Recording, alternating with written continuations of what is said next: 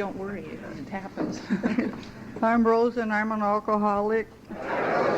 Really grateful to be here.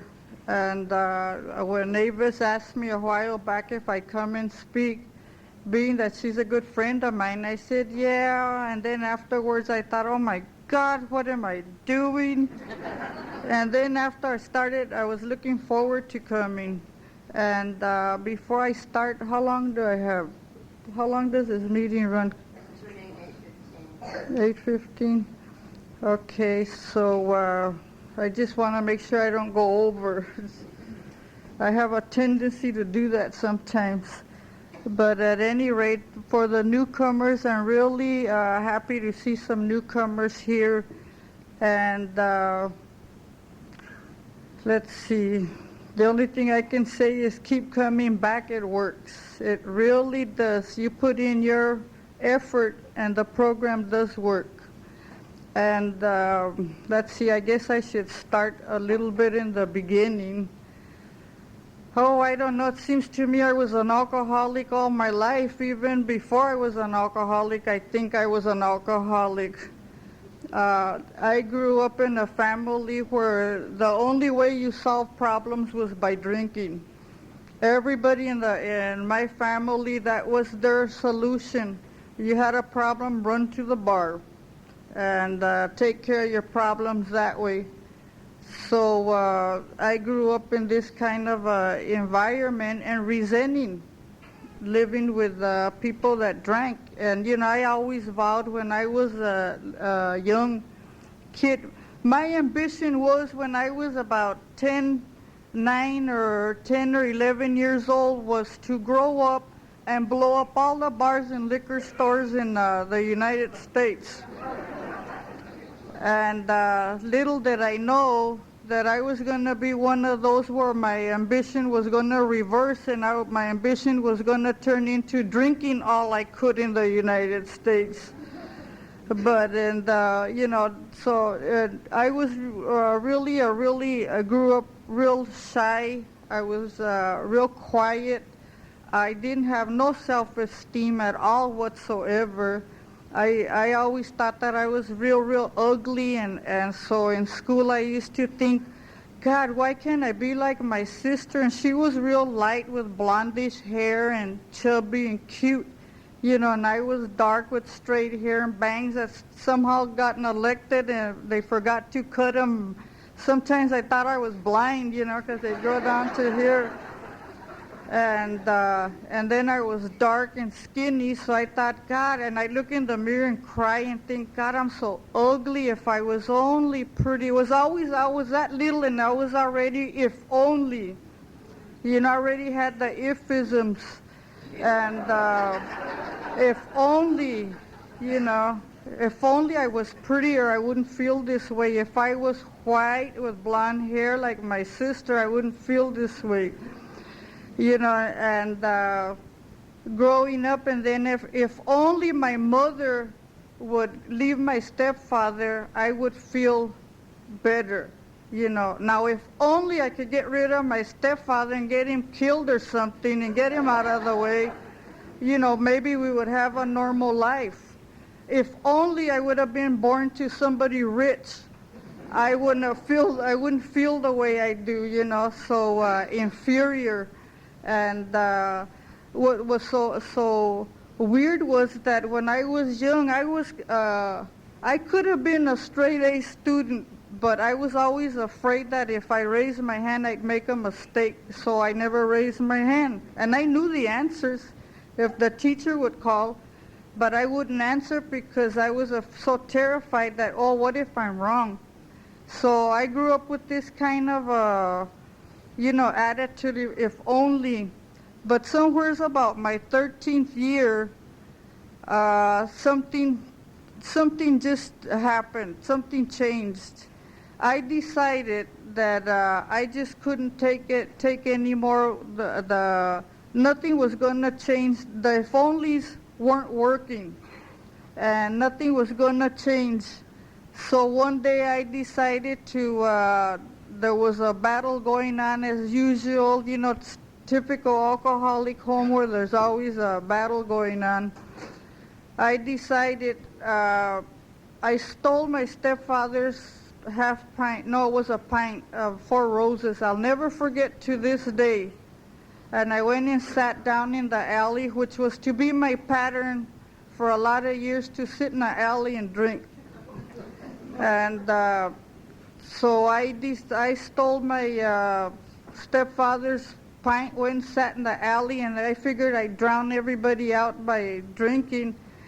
And man, I fell in love. That was to be the greatest lover of my life, that bottle.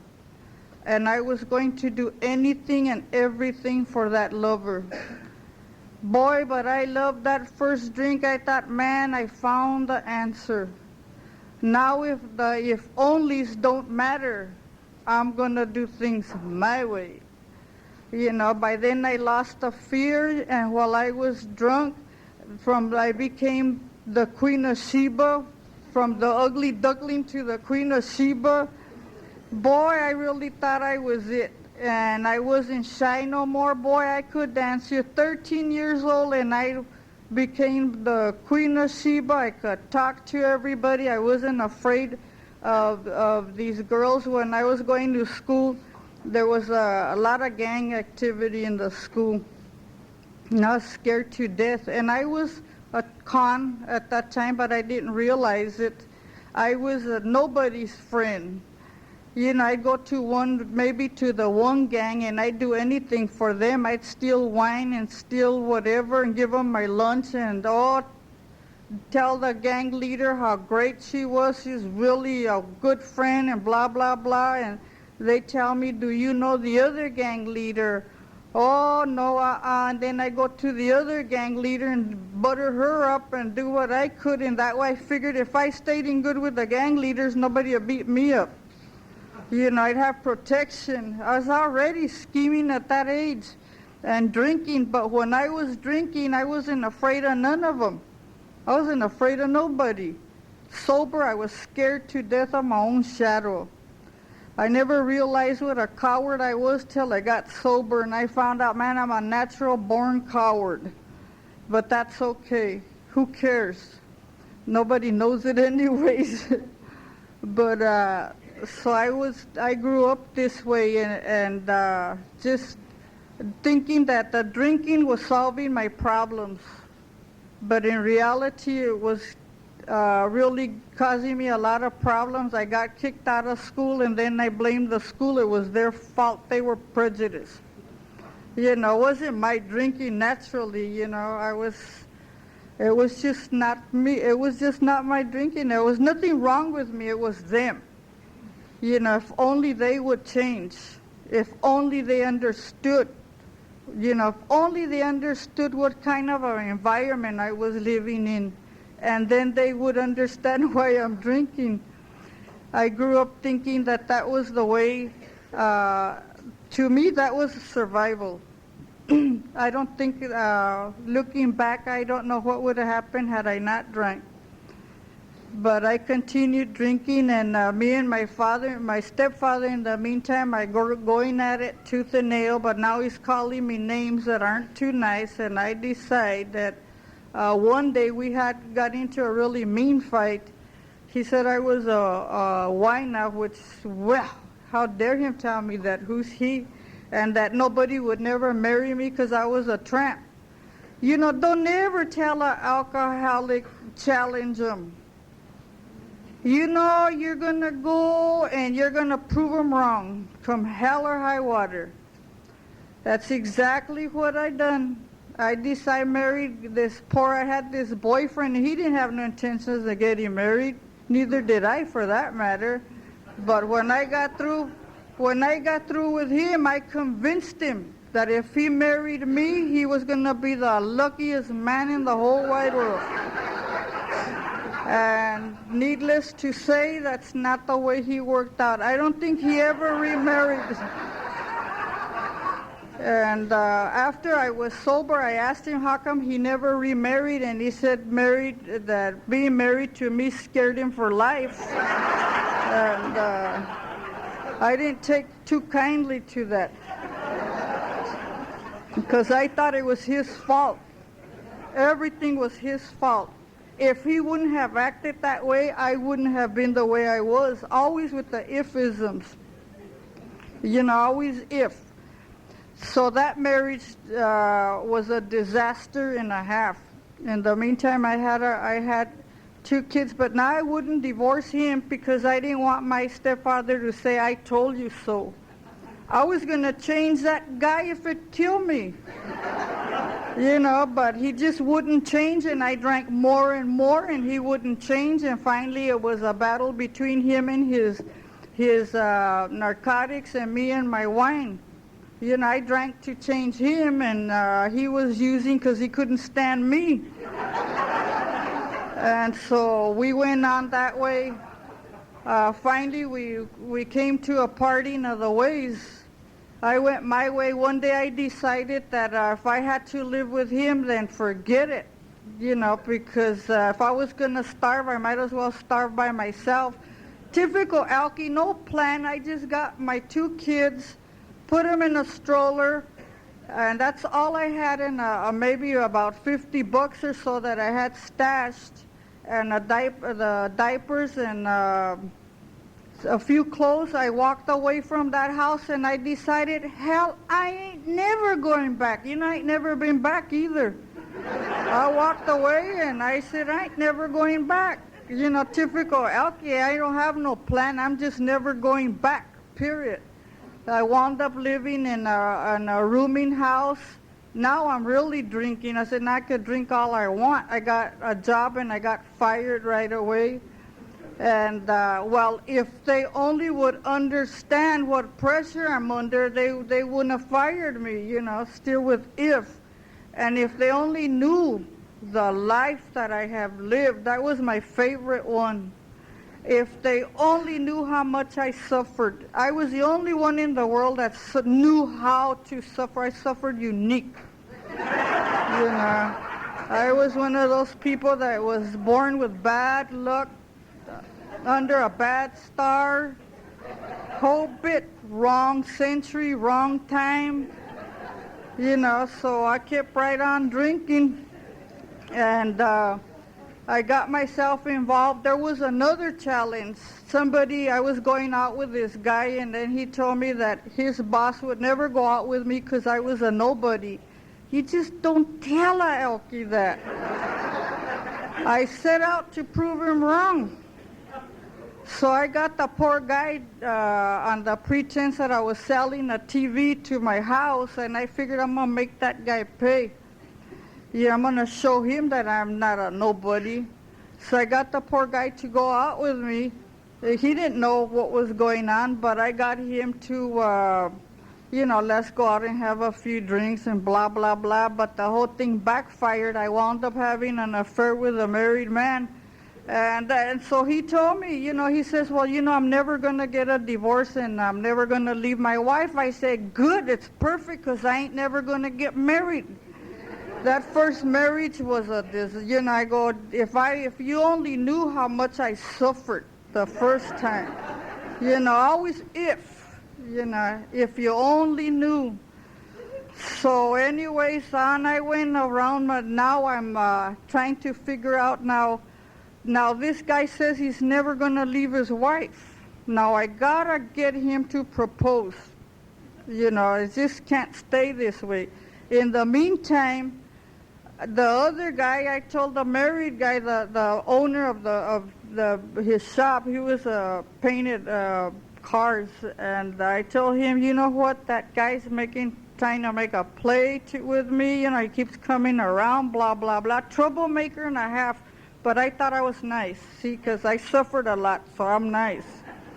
And they have it coming because, if they're that dumb to listen to me, then that's their fault. I had all the rationalizations that go with it, too. I rationalized everything. And so anyways, I got the other guy. Somehow I got him fired. Then I just would, go by in the big Cadillac with the other guy and with my nose up in there, big shot, Oh, I fixed you now, I showed you, and kept right on drinking. But the thing is that now I'm having, my drinking is increased. And people are beginning to say, maybe you drink too much. And then right away I found something wrong with those people and got rid of them. You know, or if my poor husband over here, one time he mentioned that maybe I drank too much. I'm getting ahead of the story, but that I decided that he was nuts and I had to get rid of him somehow. But he beat me to the punch. He decided he had to leave before something drastic happened to him. Anyways, I kept right on drinking, and people started to tell me stories. You know, and I didn't like that. They started to tell me, well, you know, we seen you in this bar dancing.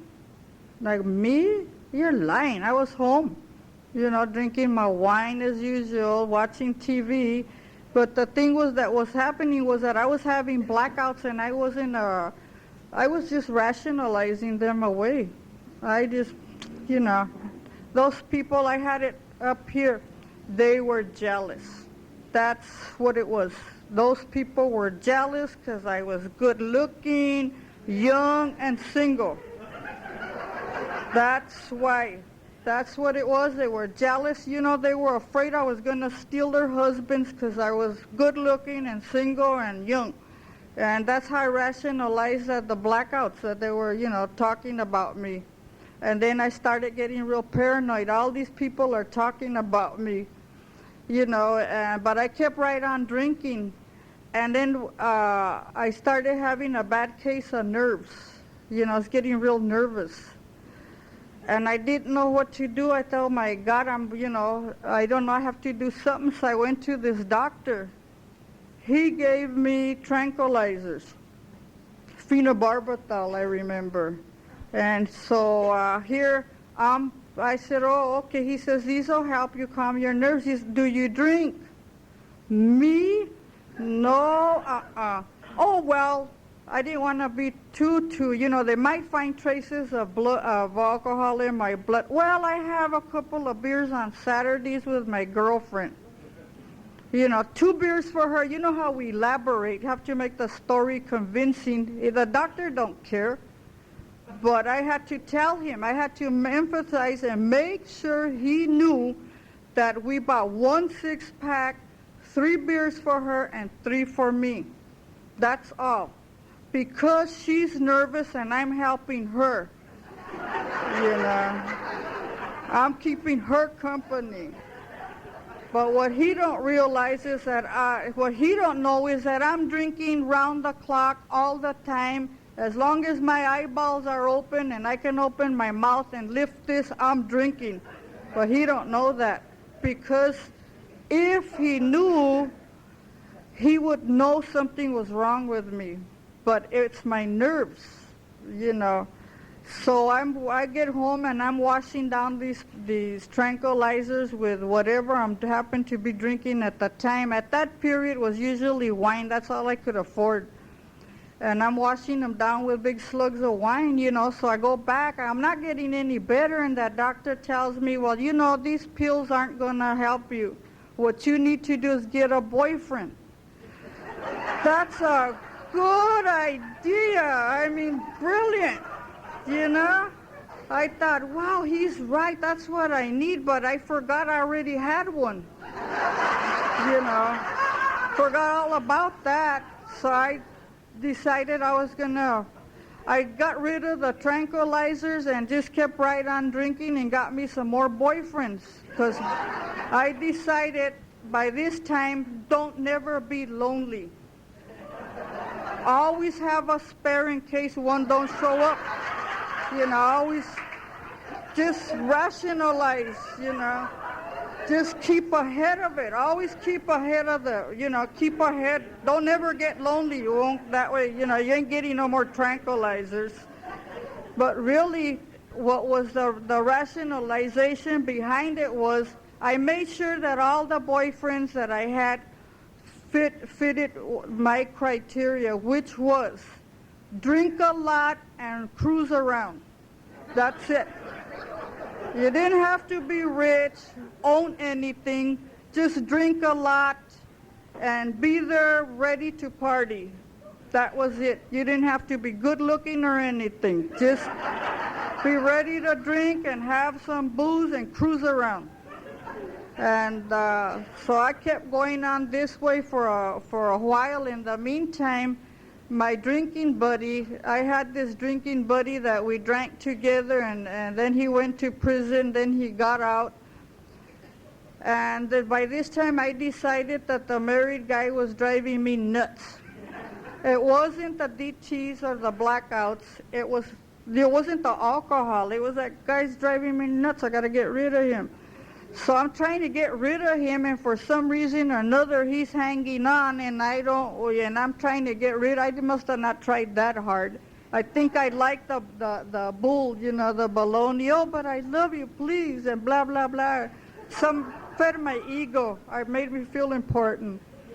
And then I knew I was the Queen of Sheba, When they fell in love, it was forever.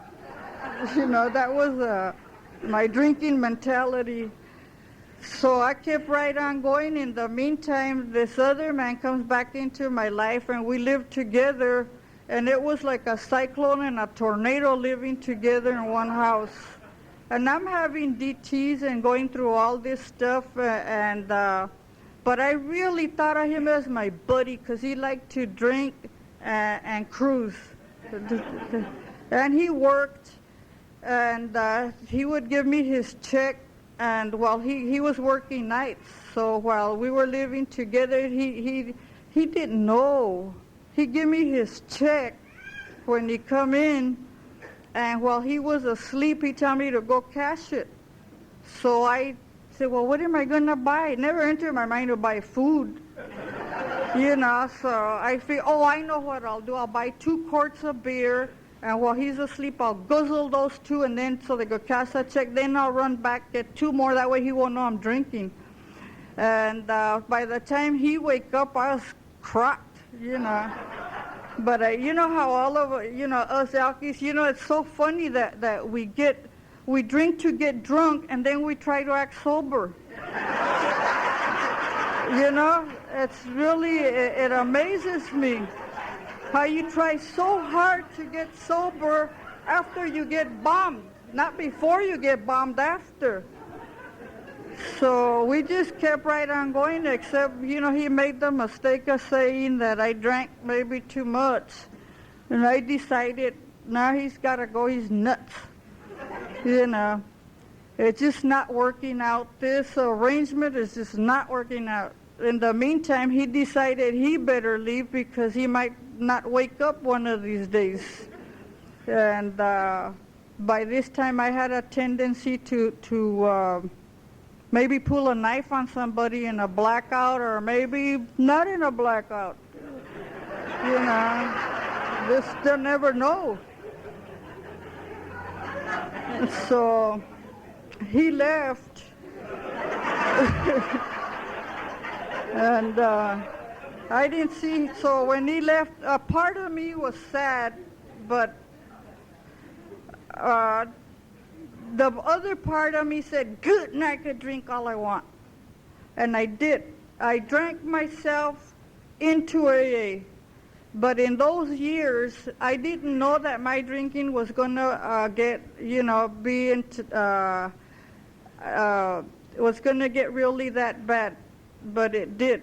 I drank myself right smack into Alcoholics Anonymous. In the latter years, it wasn't fun no more. Me and that lover went through a lot, but the lover turned on me.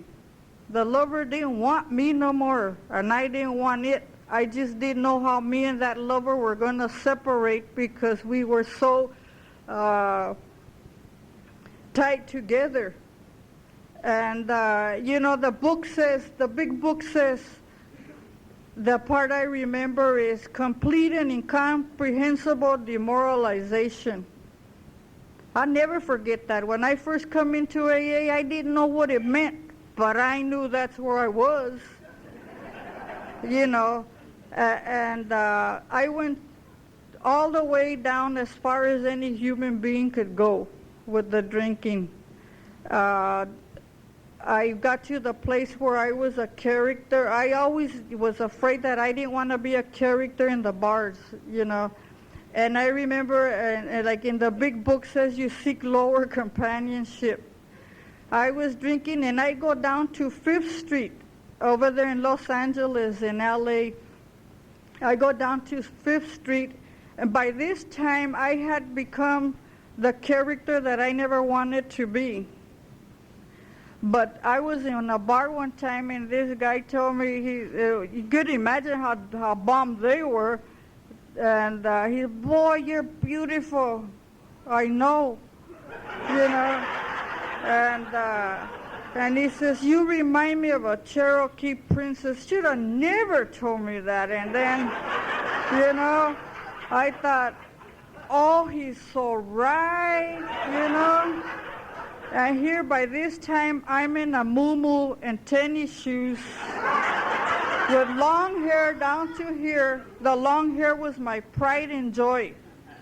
But I only fixed the front. The back looked like a bird's nest. But then at that phase of the drinking, who cared? If you're as beautiful as I was, it don't matter that the back looks like a bird's nest. You know, so I became a Cherokee princess in tennis shoes. And I kept right on going, and my daughter the other day was telling me that I used to stick big flowers in my hair. I tell her, please don't tell me.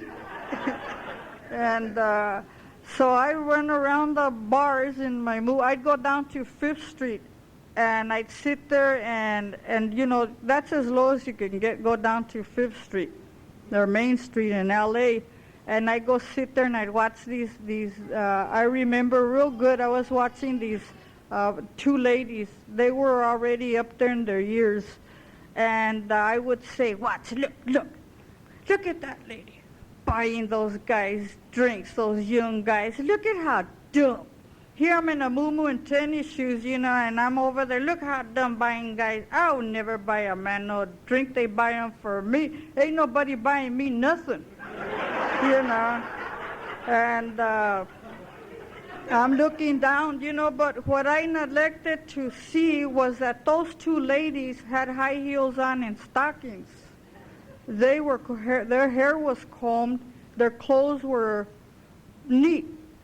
I was in my muumuu that I have been wearing all month, and I slip in and get up in and go to the bar in my tennis shoes that at this stage of the game, you can't control nothing.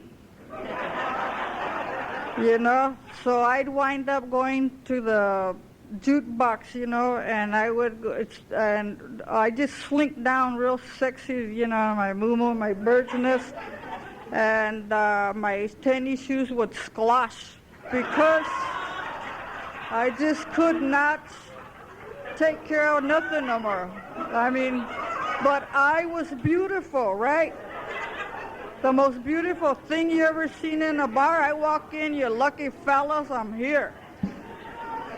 But, you know, my drinking, finally I drank myself into AA, and I thought, when I come in, I didn't know where they were taking me.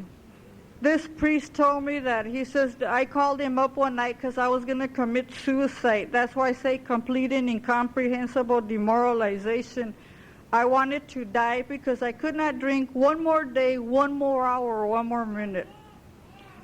Here I have a house full of kids. Wait till I tell you about the kids. But anyways, I thought I just can't hack it, you know. So I come in. I called up this priest. You know, I had a wall full of numbers. You know, talk about a higher power and a God. You know, I'll tell you one thing for sure. God loves these drunks. He loved this one, dirty, no good for nothing, useless drunk, and he picked her up and made something out of her through Alcoholics Anonymous. But you know, all the numbers that were on the wall were bars and boyfriends that I could get a drink. But there was one phone number on that wall. that just kind of lit up. And I called that number, and it was Father Wood, this Episcopal priest. And so he kept talking to me, and I told him, well, I'm going to commit suicide, put my kids in an orphanage. I don't want my mother and my stepfather to get them because they'll make a drunk out of my kids the way they made a drunk out of me. And so he said he would be over, and I waited and waited and waited. And when I said, darn, he ain't showed up. In the meantime, he asked me, if I had booze in the house, and I told him in the kitchen. I didn't tell him about the other rooms, just the kitchen. So he asked me to dump it, which I did. But in the meantime, I'm waiting for him, and he don't show up. And I go, man, he's supposed to save my life, and he don't even show up. So I went and got the bottle out of the bedroom and figured I'll have a few while I wait. In the meantime, I forgot about dying. And I figured I'd postpone it and see what he had to say.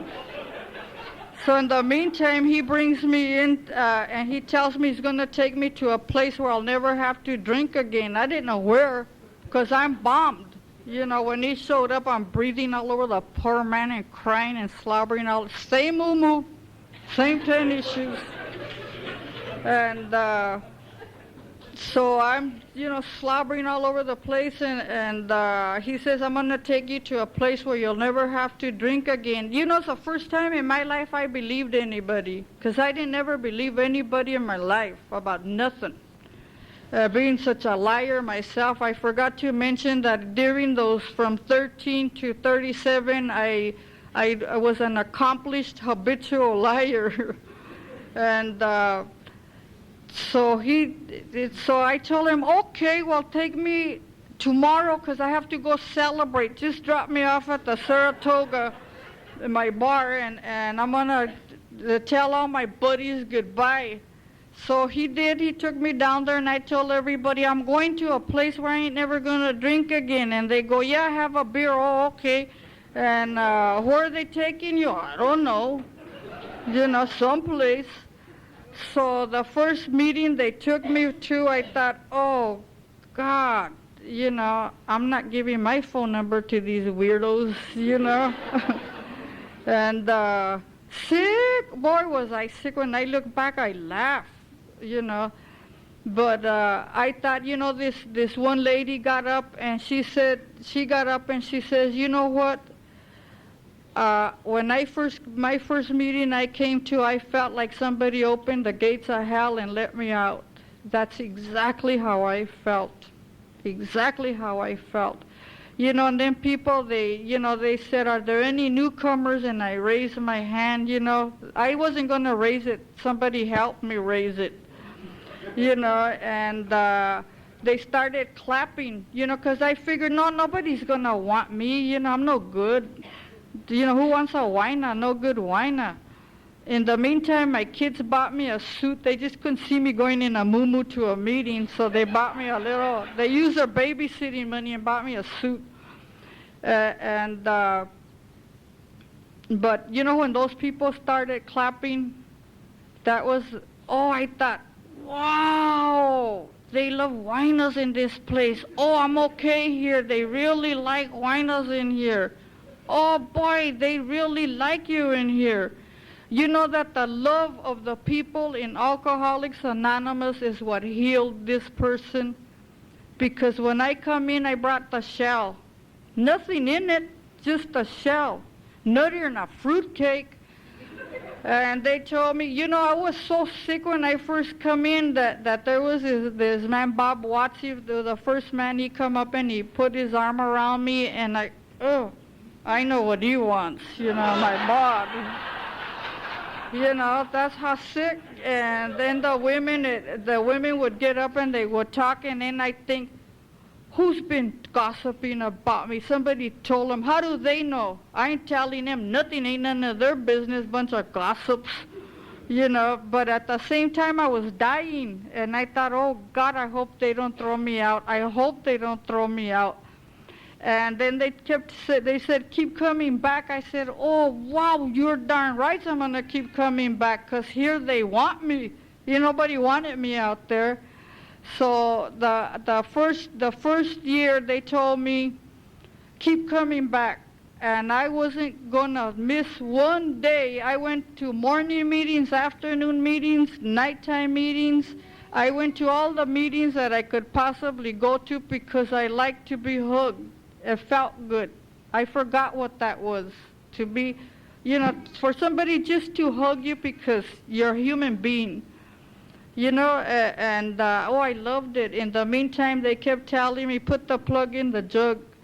And if you want this program, go to any length to get it. I didn't know what they were talking about, but I knew I was in the right place. And I thought, oh my God, this is a place. They used to say, it's going to get better. How many people have heard that it's going to get better and it don't? They kept telling me, it's that first year, they kept telling me, no, keep coming back. I had the worst year of my life that first year. Here I'm nuttier than a fruitcake and everything starts falling apart. My refrigerator bust, somebody poisoned my poor dog. But you know what was the worst thing? I was sober maybe 3 weeks, or that first month somewhere, maybe the first 3 weeks. And I was fixed dinner before I go to the, before they pick me up to go to AA meeting. And here's all these kids sitting down. And I look around and I tell my oldest daughter, there's sure a lot of kids. And I tell her, whose are these right here? She says, and I go, that one's kind of homely. And she says, they're yours, don't you remember? And then I counted them. I remember having 4, but I counted 7. And that scared the living daylights out of me. I called up my sponsor and I told her, what am I gonna do? I have 7 kids. I don't know how to raise them.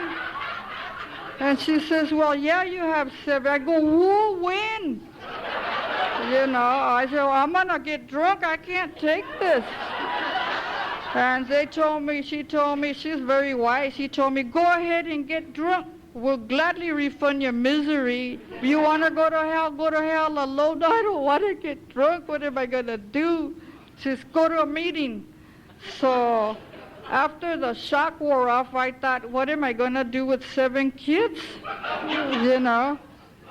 And thanks to AA, I've managed to raise them. All I have is one left. Jethro Bodine, my son. He'd eat the furniture if it tastes good. He's 17, good kid, really good kid. I used to take him. They used to tell me, if you want this program, you go to any length to get it. You get to a meeting. The way you went after that bottle, you go after your AA. So there I go with carrying a baby in one arm and all these kids to the AA meeting, and I tell them, sit outside while I go up there.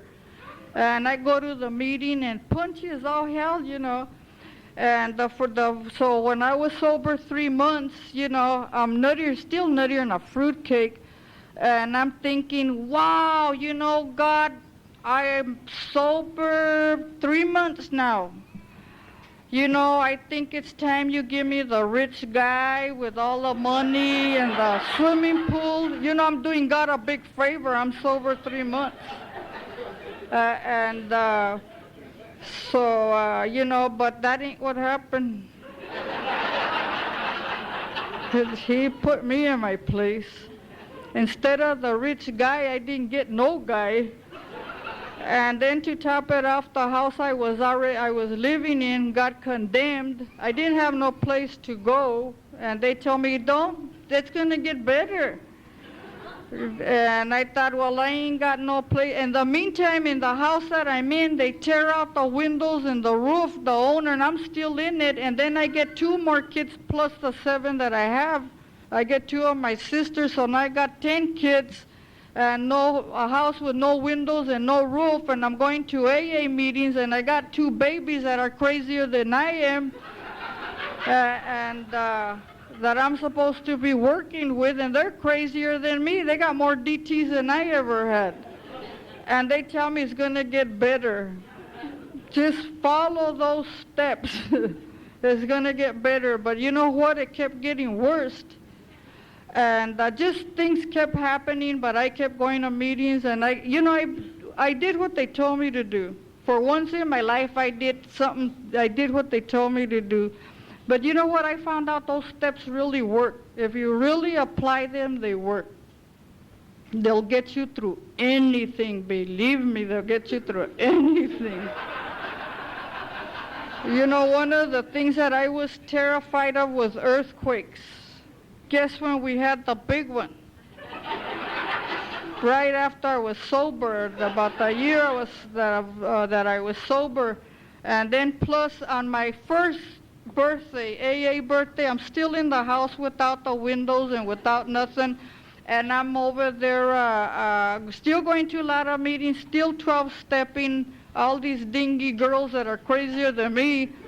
And but I'm sober. You know, and then they poisoned my dog, and a lot of things were going on wrong. And they kept telling me, it's going to get better. And I said, hijo, if they tell me that one more time, I'm going to hit them in the mouth. Every time they tell me it's going to get better, something else happens. And then finally, my first AA birthday, I really couldn't grasp too much because I was still nuts. You know, and so here's Father Wood and these people, one of my neighbors and these people sitting in the meeting, and they get up and they're talking, and I'm looking around. They're saying nice things. I'm not used to hearing nice things. You know, so they're up on the podium saying nice things, and I'm looking back. I wonder who they're talking about, you know. God, that lady must have really done something. You know, and I'm looking around, and then they call me, and I go, me? And so I stood there in front of that podium and cried the whole time. I cried till the meeting ended. And when I just couldn't believe people said nice things about me. When I got home, I had the biggie waiting, you know. And here's my daughter, my 16 standing there, and then here's her boyfriend and his parents and everybody. I wonder what the hell's going on, you know. And I look around, and then she tells me, forgive me. I go, for what? She says, I'm pregnant. You know, I was so dingy, the kid's almost ready to have the baby, and I never noticed. I just never dawned on me she was pregnant. I remember telling her on the way out to a meeting, God, you're putting on weight, you better do something. You know, but I just kept right on going, and so she says, forgive me. I said, don't ask me for forgiveness. I ain't one. If I couldn't remember I had 7 kids, and I ain't one to ask for forgiveness. You know, ask God, don't ask me. I go, I'm not the one to ask. So we went round and round with that one. You know, after I was sober 3 years, when things finally started to get really better, I remember one day I was sitting there, no problems. You know, the bills were paid, food in the house, everything smooth. And I'm sitting there and I'm thinking, oh my God, something's wrong. You know, something's wrong. And I kept thinking, and I run to the refrigerator. I go, the light goes on. We got light, food, you know, rent's paid. The kids are all right. Something, and so finally I couldn't stand it. I was having anxiety because I couldn't. There wasn't a problem to work on. And so I called up my sponsor and I told her, "Am I gonna die?" And she says, why? I go, nothing's happening. I mean, I don't have no problems. Everything's smooth. I go, am I going to die? I said, something is wrong. Did somebody tell you something? Am I sick and I'm going to die or something? She says, no. I mean, you know, to this day, I've never forgotten it. She told me, enjoy it. I go, enjoy it? She says, you worked for it. You worked for it. Enjoy your sobriety. That's what you worked for. I go, yeah. That's news to me. I come into the program to get sober. That was all. I didn't come in for nothing else. I just come in because I wanted to get sober. And in the process, I got back my self-respect. I got back the self-respect of my kids. My older daughter hated my guts. And I got her respect back. It didn't happen overnight. It took about 5 years before she told me, Mom, I respect you. I cried some more. I turned into a big crybaby. Cried for everything. I couldn't even watch a movie because I'd cry. I'd get really choked up. And by the time I hit my third AA meeting, there's a girl that got up and I thought to myself, God, she talked. I didn't. I cried. From the moment I got to the podium, I had a speech made out, but I couldn't. My daughters were sitting there, and it was overwhelming to see them sitting there. And I just cried and cried. I cried through the whole meeting. I was never able to talk as I cried all the time. But this program, this sponsor of mine told me, you know what? She says, you know why that man died on that cross? So you could enjoy what you have right now. And I thought, wow, wow, it was another revelation. Here I had been working the first part of the steps, but it had never really sunk in, because the first part of those steps are very important. I believe that, it takes time to develop the spiritual part. Most of us come in with no spiritual part. A lot of us come in thinking that we're not going to believe in, that we don't want the spiritual, we don't want nothing to do with it. And a lot of us deep down inside, we really feel that God isn't going to hear us and he don't want us anyways because we done made too many mistakes. We begged too many times, you get me out of this one and I'll change. I remember telling God that, well, I'm going to quit drinking, I'm going to change, I'm going to reform. That was in the morning. 6 o'clock, bombed out of my gourd. And always making promises, so it took a long time, and to forgive myself took a long time. It took me a long, long time. I had to develop the spiritual part of the program before I could learn to forgive me. I could accept God's forgiveness, but I couldn't accept my own. And it took the love of Alcoholics Anonymous, the people in this program, to teach me how to forgive myself. This is the most fantastic program in the whole wide world. I paid a hell of a price to get in here. But if I had to do it again to get what I have today, I'd do it again. Because the price was a hell of a price to pay, but what I've gained a hell of a lot more in this program.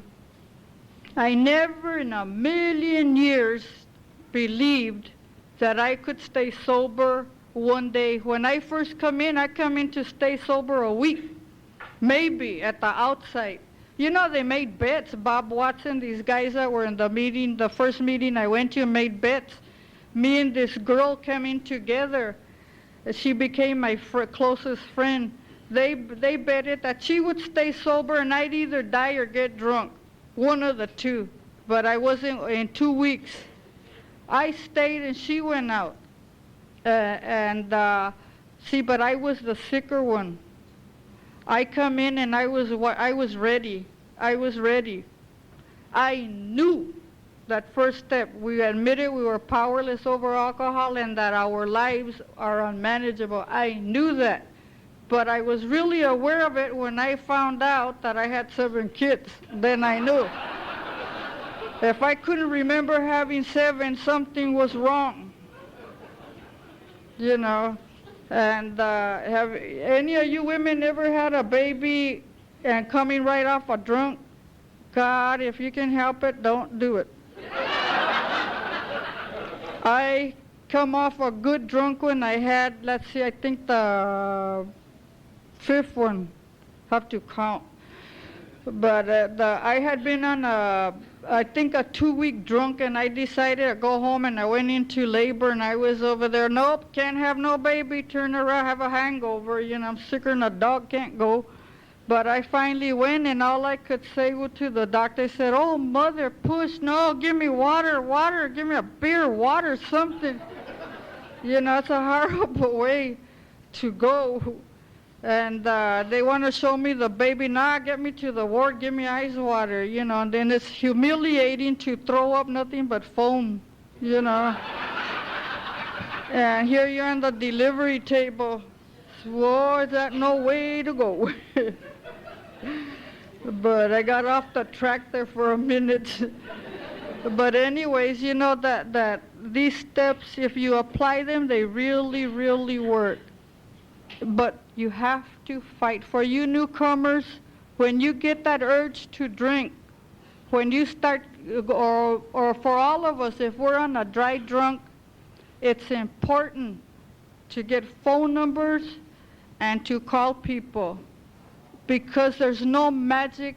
In this program will work for you if you work it. You have to put into it. If you don't put nothing into it, you're not going to get nothing out of it. You have to keep an open mind, and you have to fight. You gotta fight. You gotta fight to stay sober. You gotta fight. You gotta reprogram and learn how to think all over again using those steps. The big book says that it's our old ideas that kept us drunk, and it's our old ideas that we gotta change. Like, for instance, here I'm sober 3. When I was drunk, I used to have this fantasy, but I would see myself when I was 20. But I seen myself shapy, in my fantasy. And I had on this red dress, strapless, backless, sideless. And I would be standing by this piano with a long thing with a cigarette on the end, cigarette holder, with a drink in one hand, and this rich guy letting me, what my perception of love was, for him to be filthy rich and me to spend all his money and him let me do what I damn pleased with him.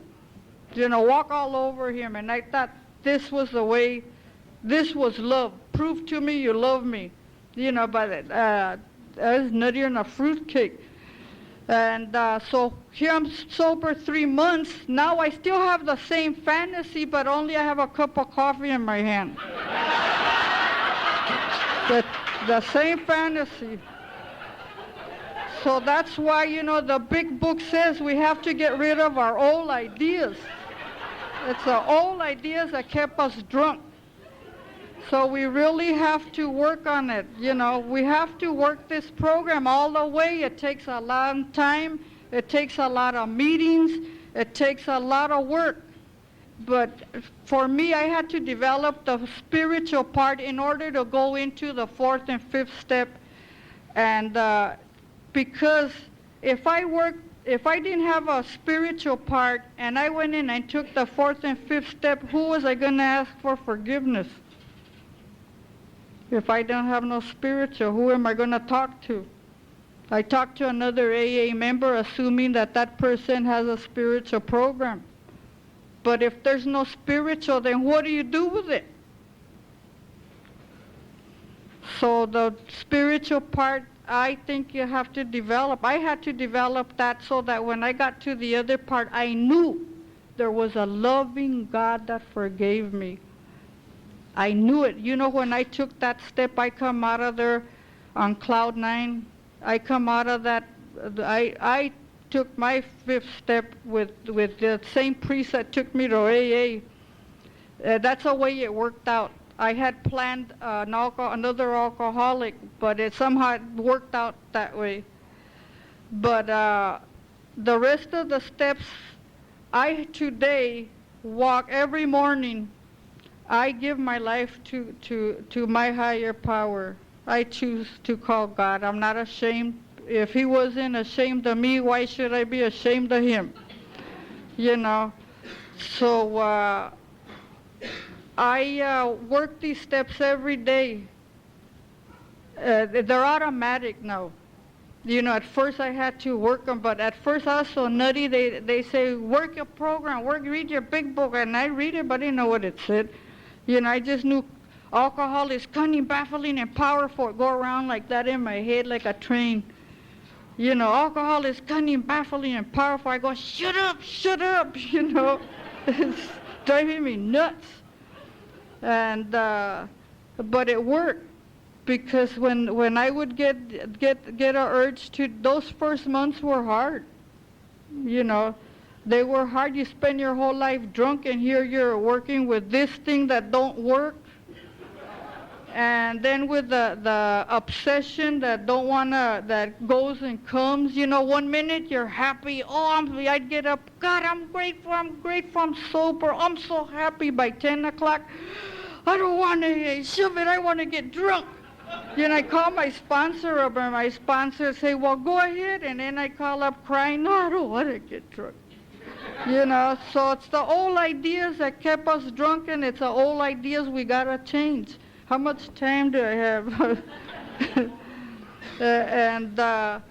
So, you know, we have to work you have to work the program along with along with going to meetings. And it's important for the newcomers and for all of us old-timers too, to have phone numbers. And don't let that pride get in the way, the old ideas. You know, a lot of times a stinking thinking, and in the back of your mind there's a thought, well, man, shoot, I don't like the way life is, so I'm just piss on it, I'm going to get drunk. And then, I can't call so-and-so, they might be busy. I don't want to bother them. Same old rationalization. When your life is on the line, you call. You're always helping the other person besides. It works two ways. Allow the other person to reap some of the benefits that you're going to reap. If you're going to stay sober, the other person's going to receive a blessing too. So it works two ways. It's a given, you know, we share. It's a sharing program. We all share with each other. We share our strength, our experience, and our hope. We share our bad times, and we share our good times. If you're lucky enough, you're going to get a tough sponsor that's going to tell you like they used to do to me. I'd go over there, call my sponsor. Hi, my daughter ran away. I don't know what to do. And get off your pity pot. You know, and then I get so darn mad. How dare her tell me I'm feeling sorry for myself? I'm not. Then a while later I think, well, I am. I call her up, well, thank you. You know, if somebody loves you that much to be that tough, then it's worth it. It's worth it. It's you know, this program, it's the only program in the whole wide world that I know of that I could go anywhere and I'll have instant friends. You know, it's beautiful to know that I'm never going to be alone again. How many times in that bar you sat there and you're lonelier than hell? There's people all around you. You're bombed out of your gourd, but inside of you is lonely. You're lonely, miserable. You know, then when I was drinking, everything looked hopeless. And you know what the miracle is today? Today I know, even the bad days, the best is yet to come. And I hang on to that when I'm having rough times. I know, it's been my experience, that the best is yet to come. I know this program has taught me this, that if I apply those principles to my life, no matter what happens, the best is yet to come. And for you newcomers, you keep coming back because the best is yet to come. Everything you go through is an experience. You could turn your failures into challenges. What happens in your life, turn it into a challenge. And you know what? If it turns into a challenge, you'll meet it. And if you have a higher power, you'll make it. You'll make it. If you hang on, if the program of Alcoholics Anonymous is your higher power, you'll make it. But to me, it's the only way to go. There's no other way. For me, there is no other way. I don't want no other way anyways. I don't even want the millionaire anymore. But we might make it yet. My husband plays the lottery. Oh, and I neglected to say in the meantime that I was sober about 8 years. My drinking buddy, well, he drank himself into alcoholism and drank himself into AA. So here when I was sober, I guess about maybe 8 years or so, he come back into my life and he's sober a year. And so we started going to meetings together. So now the cyclone and the tornado are no more. Now you got 2 AA people working the program of Alcoholics Anonymous, 2 sober alcoholics that live good lives, both of us. And so miracles do happen on this program. I wasn't looking for miracles. I was looking for sobriety, but that's the way it turned out. I didn't get that millionaire, but I got a man that's very rich spiritually. He's rich in the person that he is. He's a beautiful man, and I wouldn't trade him for all the money in the world. I'd rather keep him. Besides that, he keeps my life very interesting, never a dull moment. And anyways, I just want to close and say that I really looked forward to coming this past week, and I'm glad I did come, and thank you for paying a 12-step on Rose. She needed it.